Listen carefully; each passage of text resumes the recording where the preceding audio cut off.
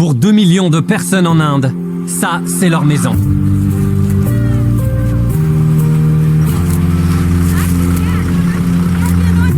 Voici l'une des nombreuses décharges qui existent dans le pays.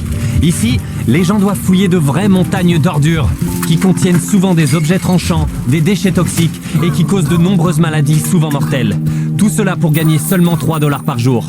Et comme l'Inde est le pays le plus peuplé du monde, elle génère à elle seule 600 millions de tonnes de déchets chaque année. La disparité croissante des richesses entre les gens fortunés et les gens pauvres oblige des millions de personnes à dépendre du tri et de la vente de ce qu'elles trouvent pour simplement survivre. Ces personnes se retrouvent donc piégées dans ce cycle. Et ça, c'est tout simplement bouleversant. Je savais bien qu'en choisissant ce projet, il allait être vraiment éprouvant. Mais je ne m'attendais pas à ce que ce soit à ce point déchirant d'être ici et d'assister à tout cela de mes propres yeux. Ça n'a absolument rien de commun avec tout ce que j'ai pu voir. Étant moi-même devenu papa, le fait de voir des enfants devoir travailler dans un tel environnement, ça m'a vraiment atterré. Et je trouve même pas les mots pour exprimer ça. Ce n'est pas normal. En tant qu'être humain, nous sommes capables de faire bien mieux que ça pour éviter que de telles choses se produisent. Mais ces décharges sont loin d'être le seul problème. Une grande partie de cette population habite dans ces bidonvilles. La pauvreté et les conditions de vie ici sont extrêmement difficiles. Les gens ont été obligés de construire leurs maisons au pied des voies ferrées. Bahar Jan, une femme que nous venons de rencontrer, nous a expliqué qu'elle avait perdu ses 2 jambes après avoir été percutée par un train lors d'un matin brumeux d'hiver. Pour être honnête, c'est l'une des vidéos les plus déchirantes que nous n'ayons jamais eu à tourner. Même si ce problème semble presque impossible à surmonter, il y a pourtant une organisation qui fait la différence. Voici Shafkat. Dans un pays comme l'Inde, la manière dont les gens pauvres sont traités est un tabou social parce qu'ils s'occupent de la saleté et des ordures. Donc les autres personnes les considèrent comme telles. Shafkat est le directeur général de Tilja Lashed. C'est une organisation non gouvernementale qui a été fondée il y a 36 ans par son père, Alamgir. Ce dernier a travaillé pendant des années dans ces bidonvilles comme ramasseur de déchets. Mais il était l'une des premières et rares personnes capables de lire et d'écrire dans cette communauté. Il est devenu enseignant et a très vite réalisé toutes les opportunités qui s'offraient à lui grâce à l'alphabétisation. Et en 1987, il s'est donné pour mission de mettre chaque enfant vulnérable dans une salle de classe. Tous les êtres humains sur Terre ont des droits dès leur naissance. Ils ont le droit d'avoir un travail, de la nourriture, d'avoir accès à une éducation. Mais les gens pauvres n'en ont pas le temps. Eux, ils doivent lutter jour après jour. Le fait de n'avoir reçu aucune éducation fait tomber des jeunes dans la délinquance. Et nous devons tout faire pour offrir ces opportunités à tous ces enfants. L'un de ses enfants s'appelle Akbar. C'est un garçon né dans cet univers de déchets. En grandissant, il n'a pas eu d'autre choix que de ramasser les ordures avec sa famille, juste pour gagner assez d'argent pour vivre. Cela impliquait donc de ne recevoir aucune éducation, n'avoir aucune sécurité et le pire dans tout ça, aucune perspective d'avoir un meilleur avenir. Il y a 6 mois environ, il a perdu son père. Ce décès a mis une grande pression sur la famille. Aujourd'hui, sa mère est toute seule. Avec tous ses enfants, la vie est très difficile pour toute la famille. Akbar n'a pas choisi cette vie où les enfants doivent travailler. Cette vie de pauvreté, de pression qu'aucun enfant ne devrait avoir à vivre. Il a pu observer les écoles de l'extérieur, mais il n'a jamais eu l'occasion de pouvoir entrer dans une salle de classe. Akbar avait 12 ans, mais il n'était jamais allé à l'école. Il n'avait pas appris à lire ni à écrire correctement. Tu veux faire quoi plus tard? Être ingénieur. Ingénieur?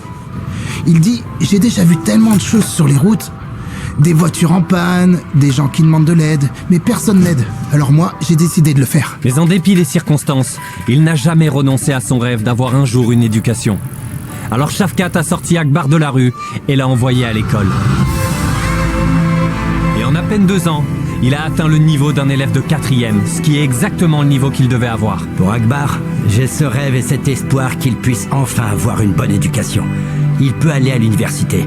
Il peut devenir un ingénieur comme il en a toujours rêvé.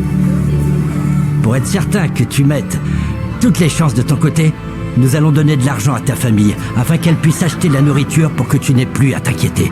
Si tu me promets que tu vas étudier dur, alors je paierai pour que tu ailles à l'école. Je prendrai aussi en charge tes frais de scolarité pour que tu obtiennes ton diplôme d'ingénieur. D'accord? Promis? Ça marche? D'accord? Ça marche. Mais Akbar n'est qu'un enfant parmi les dizaines de milliers d'enfants que Tilja Lashed a sortis des décharges pour leur donner une éducation, une maison convenable et une aide financière. Et Darren était sur le point de rencontrer tous les enfants de l'école pour la première fois. J'ai hâte que vous découvriez la joie qu'on ressent en voyant les enfants entrer en courant, car je trouve pas les mots pour vous l'expliquer.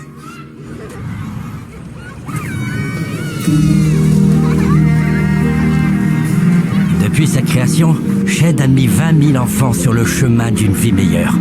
Et cette organisation-là fait une énorme différence. Ce ne sont pas seulement 20 000 vies qui sont concernées. Non, ce sont aussi les familles entières de ces 20 000 personnes qui verront le jour dans une société beaucoup plus ouverte, qui pourra leur offrir bien plus de possibilités. Quand vous ouvrez les portes de l'école, vous fermez celles de la prison.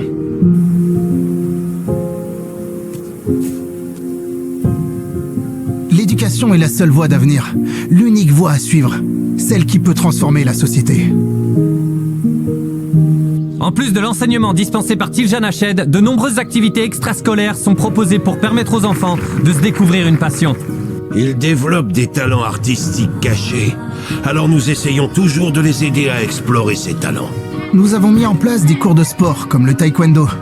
Nous avons également ajouté des cours d'informatique, des cours de guitare, de piano et plein d'autres choses.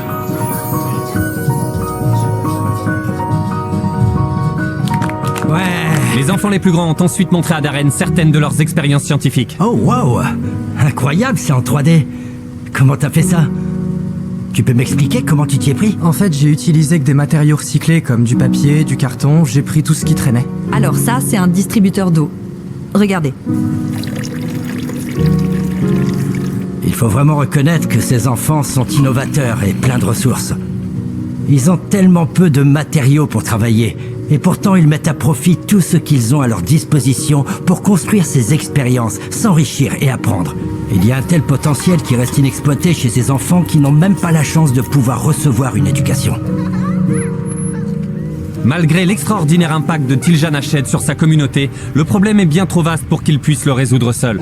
Il y a tant de besoins dans cette communauté et en même temps tellement de luttes. Nous devons étendre nos opérations. Pour une organisation comme la nôtre, c'est toujours si difficile de mobiliser des ressources. Et pour être sûr que nous puissions contribuer durablement à la résolution de ce problème en Inde, nous avons décidé de financer intégralement le programme de Tiljana Shed pendant une année entière afin de les aider à s'étendre autour de Calcutta et éventuellement sur tout le pays. Grâce à chacun d'entre vous, vous, le public, avez contribué à obtenir le soutien de Beast Philanthropy. Et en tant que bénéficiaire, nous pouvons vous assurer que Beast Philanthropy s'est bien engagé à nous soutenir et à nous aider. Alors un grand merci pour votre bénédiction. Mais nous avons encore une surprise. Shafkat nous a dit que beaucoup d'enfants s'intéressaient à l'informatique. Mais la librairie locale n'avait pas assez d'ordinateurs pour tout le monde. On a décidé d'y remédier. Nous voulions faire un peu plus, alors nous vous avons amené de nouveaux ordinateurs. Bien sûr, il y a des jours difficiles, il y a des défis. Mais c'est le travail des militants sociaux de trouver des moyens et des stratégies afin de les surmonter. Et de cette manière, quelles que soient les difficultés et les défis qui se présenteront, il sera facile de les éliminer. Notre travail ne s'arrête pas là. Shafkat a conduit Darren à la décharge pour le présenter à Moesh et Adir. Ce sont deux frères qui travaillent dans le ramassage des ordures depuis l'âge de 13 ans. Ils commencent très tôt le matin pour une journée de travail qui dure 12 ou 13 heures. Et ils ont une famille nombreuse. Moi, je fais ce travail tous les jours pour pouvoir subvenir aux besoins de ma famille et envoyer mes enfants à l'école. Moesh a expliqué à Darren qu'il devait trier des ordures pendant des heures tous les jours. Il lui a dit qu'en faisant ça, il gardait ce rêve d'avoir assez d'argent pour pouvoir un jour envoyer ses enfants à l'école. Pour une famille qui travaille dans la collecte d'ordures, c'est très difficile de survivre avec juste 5 ou 6 dollars. Ensuite, Moesh a invité Darren chez lui pour qu'il rencontre sa famille et découvre les épreuves auxquelles il devait faire face au quotidien. Il fait beaucoup trop chaud ici, et on n'est même pas au pic de l'été encore. C'est la fin de l'hiver en réalité. Et la chaleur est déjà étouffante dans cette maison. La chaleur qui règne chez lui pose de gros problèmes à Moesh pour protéger sa nourriture. Alors parfois, Adir et lui n'ont pas d'autre choix que de travailler sans manger, ce qui rend presque impossible la poursuite d'un travail aussi exigeant. Vous savez, en voyant à quel point vous travaillez dur pour prendre soin de votre famille, nous voulons vous aider un peu. Alors nous allons vous acheter un réfrigérateur qui fonctionne. Je voudrais faire autre chose aussi. Quand votre enfant sera un peu plus grand, nous voulons le mettre dans une vraie école et nous paierons les frais, d'accord? D'accord. De rien, mon frère. Quand Beast Philanthropy a commencé à accepter les dons, nous n'avions encore fait aucun projet international et nous n'avions même pas annoncé que nous en ferions un. Mais dès la première semaine, le pays qui a fait le plus de dons à Beast Philanthropy, c'était l'Inde. Et cela démontre l'extraordinaire gentillesse et la générosité du peuple indien. Et depuis ce moment-là, c'est devenu la priorité numéro 1 pour moi de venir ici avec Beast Philanthropy, afin de leur rendre un peu de la générosité extraordinaire qu'ils ont su nous montrer. Je voudrais vraiment remercier la Smith Brothers Family Foundation. Quand Darren s'est rendu compte que beaucoup d'enfants du programme ne mangeaient pas à leur faim, il a contacté plusieurs de ses amis qui ont généreusement accepté de nous aider. Grâce à leurs dons, nous allons pouvoir nourrir plus de 80 familles pendant 2 ans. Vous êtes géniaux. Merci à tous, on vous aime. Faites un don au Til Jalached.